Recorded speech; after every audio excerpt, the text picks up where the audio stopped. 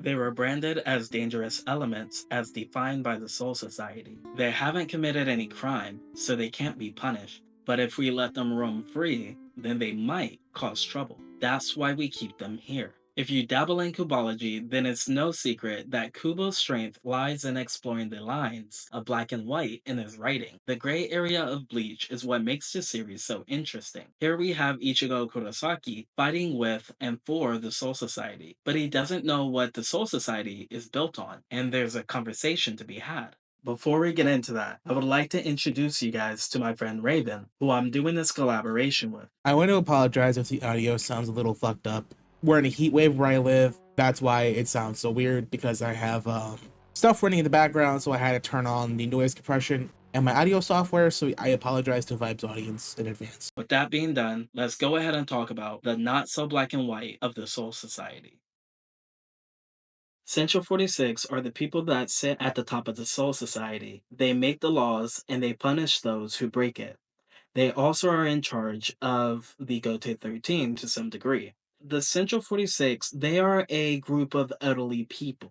They are old and truthfully, they don't have any combat ability. So, on one hand, I understand what they mean when they consider certain individuals as dangerous elements. If you don't know how to use a Zanpakuto the same way the average Soul Reaper does, if I were in their position, that I would consider them as dangerous elements as well. Oh, there's also people who know how to use Keto and really good hand to hand combat. They're just trying to preserve their lives and make sure that they are protected and they are comfy in their own little houses. So, on one end, I get that. But tossing an individual into the maggot's nest based on something that they might do in the future, I don't agree with. And at that point, I would fight the law the same way Ichigo did. On top of that, Central 46, when they decided not to hear Kisuke out when he was being sentenced to the world of the living alongside Tessai, they decided to treat the visors as hollows and allowed them to be executed even though they were clearly victims in the hollowification experiment. Now, I know that Central 46 didn't know about that.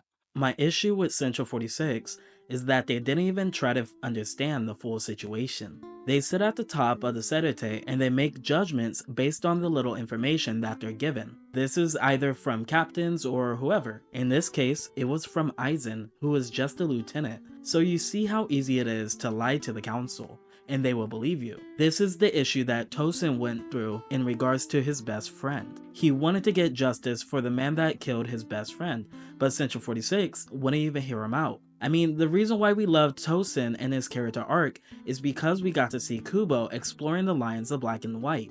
The man that killed Tosin's best friend, he wasn't even put on trial. He got off with a slap on the wrist. So Tosin decided to take up this path of revenge. And the dialogue in the chapters between him and Sajin, they were just beautiful. I feel like people sleep too much on their dynamics. And the man that did it was from one of the 5 great noble families, Tokinara Tsunayashiro. But Tosin was trying to get revenge on a corrupt society. In a funny way, he got his wish. After the turn back to Pendulum arc, Aizen, Gin, and Tosin actually killed them. Now, in my headcanon, I believe Tosin is the only one that did it. He single-handedly took him out. And this was Tosin taking his first step in getting revenge for his best friend all those years ago. Central 46 were being requested an audience, with a random man grieving and shouting, why wasn't that man sentenced to death? They didn't think too much of it, and they thought he was someone who was insignificant. When you treat the general population like they don't matter, and you don't execute justice rightfully, you tend to get people who decide to do it themselves, and that's how it went here. So to me, it makes sense that Tosin was the one that would wipe out the Council of 46. I also feel like Kubo was playing with that idea for his character as well, and everything that he stands for. Once again, the issue with Central 46 is that they only want to control those and use their power for their own selfish gain. But like Aizen said to Yuha, the only time that I take action is when someone tries to control me, and that's exactly what Central 46 was to Aizen. And I love the fact that we get to learn more about Aizen's character in retrospect. But let's talk about a few more beliefs of the Central 46. Kisuke said to Hiyori in the Maggot's Nest, when someone leaves a company for personal reasons, is termed a leave of absence. If they leave for an extended period of time and don't return, is called expulsion. We don't recognize an individual's right to resign. Resignation means you're put under special care. Guardsmen that are ordered to resign are forcibly incarcerated here. He's talking about the Maggot's Nest. The 13 Court Guard Squad Companies is a noble organization. Anyone who qualifies for it is by definition dangerous. That's the belief of the Council of 46. So potential dangerous elements are dealt with secretly. And when we go to the next page, we see Urahara going down to visit the one prisoner in a cell, and that prisoner is no other than Mayuri Kurotsuchi, the crazy scientist himself. Now, there's a lot to talk about when it comes to him. When you look at the scale of things done in the Soul Society, and when you think of people that have done wrong, there's a list. You have your people that are victims of the decisions from Central 46, like Tosin, and then you have people like Mayuri. Now, we don't know what he did exactly to get in the Maggot's Nest, but what we do know is that Mayuri deserved a spot in that Maggot's Nest. He's easily one of the most messed up people, and quite honestly, it's a surprise that he's walking around in the Soul Society still. But look at the man that freed him, Kisuke Urahara. Now, I have my own thoughts on Kisuke, but for the sake of this video, I'll keep it short. I believe he wanted to get together his old group of scientists. It consisted of Shinjumaru and Mayuri, not to mention Kubo put at the end of the chapter that Akon was also in the Maggot's Nest. I do believe Akon was in that group of scientists as well. And truthfully, I think they might have tried to run the Soul Society. They were doing some pretty messed up stuff in order for Mayuri and Akon to land in the Maggot's Nest. But that's just what I think. Other than that, I'll go ahead and toss it to my friend Raven. Hey guys, my name's Raven. I want to say thank you to my friend here for allowing me on the channel. Now I'm going to start my part in this morality video. Kubo doesn't write in a type of black and white subtext. He inherently dabbles in gray zones. Mayuri's whole character alone destroys the thesis that Bleach is just black and white. Now let me ask you, the audience, would you consider it just to blow up your own squad members? Poisoning your own daughter and torturing your fellow captain named Toshiro? No side in Bleach is truly just and or black and white. The Soul Society themselves have done some pretty heinous shit like butchering God and forcing him into a crystal beyond life and death to serve as its deity for all eternity until entropy destroys everything. Thus, with this black and white view of Bleach, Yuha would be the good guy. He himself would be justified destroying that fake balance of the world and giving his father a proper death, to end all fear, all death, all life in a sense, since it was given falsely and with a great sacrifice of many people including the Soul King. With the lens of Bleach being black and white, you could view Ichigo Kurosaki as the ultimate villain, slaying a man who was returning the world to a state within death and life to rid the world of fear.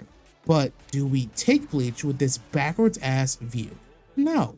We take these things as a shade of a vast, deep ocean of grayscale. And we look at the nuance of each situation presented, the context and how logically bad things must happen for life to flourish. Now, I want to highlight a few pages I think show this very well, and here are the quotes.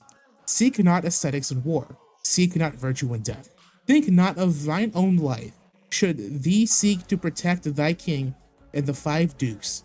Slay all foe as indifferently as shadows of leaves. And that was Yamamoto writing in the little booklet they give to everyone who goes to the academy. Now here's the new version of that quote made by Shunsui post Thousand Year Blood War. Don't seek aesthetics in battle. Don't seek virtue in death. Don't believe your life only belongs to yourself. If you really want to protect something, attack the enemy from behind. Now for the last two quotes I think showcases Bleach moralities and themes perfectly, and its grayscale are these. Truth is, it sounded strange to me too. Everything that Jushiro told me that day. What? But I just didn't want to believe it. I didn't want to suspect Jushiro. You were right. I've shoved those thoughts to the back of my mind. But then I realized something.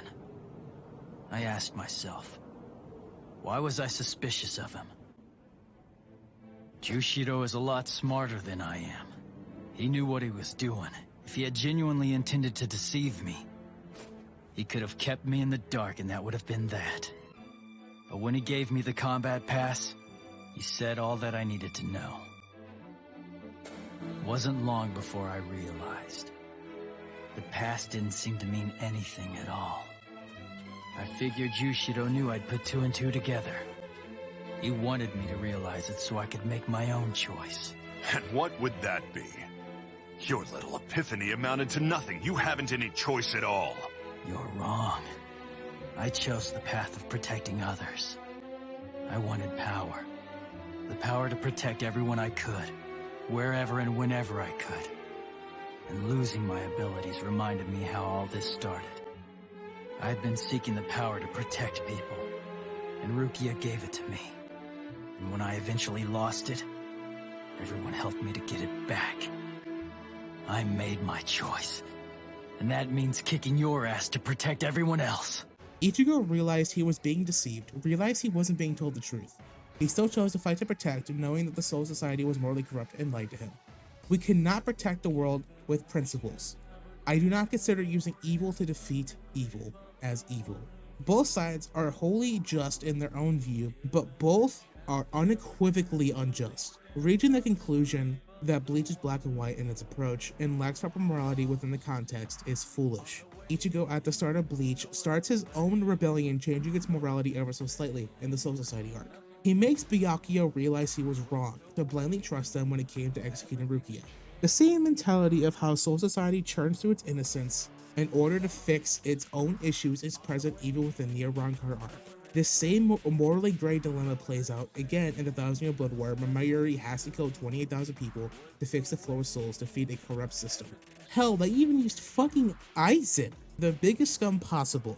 Kubo fully utilized his story's morality beautifully. One evil beats the other evil to fulfill their own agenda and to propagate a broken, unjust system of life and death. I want to end my segment in this video with the finale of Bleach. Yuha, fear certainly would not have existed in the world you wished for, but in a world without the fear of death, people will not search for hope. People will persist simply by being alive, but persistence while fending off fear is something entirely different. That is why people have a special name for it. They call it courage. Just like Raven said, the Soul Society is a morally unjust place. Now, to close out this video, I would like to talk about the Lost Agent arc, specifically when Ginjo tells Ichigo about the true enemy that he should be fighting. When Ginjo was a substitute Soul Reaper, he would have meetings with fellow Fullbringers and absorb their powers. There were quite a few of them that didn't see their abilities as gifts, but as curses, similar to how Jackie saw her dirty boots as a curse. In a sense, Ginjo was a messiah to them since he was able to take powers away and to give powers to others, freeing them of their current predicament. At this time, Ukitake gave Ginjo the combat pass due to him being a benefit to the Soul Society. Unbeknownst to Ginjo, a certain family came into contact with Ukitake right before he gave the pass to Ginjo. The Tsunayashiro family, they decided that they would implement a tracker into the pass and a Reiatsu limiter. In case you guys don't know, Soul Reapers have a thing called Gente Kaijos. This allows them to seal 80% of their power when they come to the world of the living. This is so that they don't disrupt the living souls. The combat pass works the same way. This is why Ichigo never needed a Gente Kaijo. The combat pass is a substitute for that technology. Now this is when we get into the shade of gray that Kubo is so masterful at. Ukitake, who was aware of this and who was put in an uncomfortable position, he still gave the combat pass to Ginjo. Ukitake meant it as a way of showing that he trusts Ginjo, but the Tsunayashiro family, they had other plans. They planned to locate the meeting of the Fullbringers via the pass and kill the other Fullbringers. This was all for them to take something known as a soul fragment. Each Fullbringer has a Soul King fragment. This is how they have abilities. The reason why Hollows attack them at birth, they sense the fragment embedded into their soul and they go after it. Now let's go back into the Lost Agent arc. Tsukushima took the place of someone that killed Ginjo's comrades and took their powers. Now we're not sure if it was a group of assassins or if it was just one person, but I believe either way it works. I lean more towards it was one person that did this. Now, if you are a part of the Tsunayashiro family and you are of nobility, you would want to have protection from potential future threats. Most people would just get more allies on your side and take natural precaution, but the Tsunayashiro family did it another way. The Tsunayashiro family decided to have a Soul King type of person so that they can control and have on standby in case something happened. I think we can all agree that you don't want to be caught off guard by an enemy, and at the end of the attack, you'd be disappointed that they were successful and you had no way to combat them. Look at the Soul Reapers in the Thousand Year Blood War. That was due to them not being ready and them being in a time of peace after the Aizen situation. But stealing something that you believe belongs to your family is wrong. The Tsuneyashiro family killed and took the Soul King fragments from Fullbringers. This is why Ginjo asked Ichigo, 死後もし順番が逆だったら俺たちの立っている場所も逆だったか。お前は俺みてえになってたか。なあイチゴ、もし俺たちが逆だったら、そうしたら俺たちは。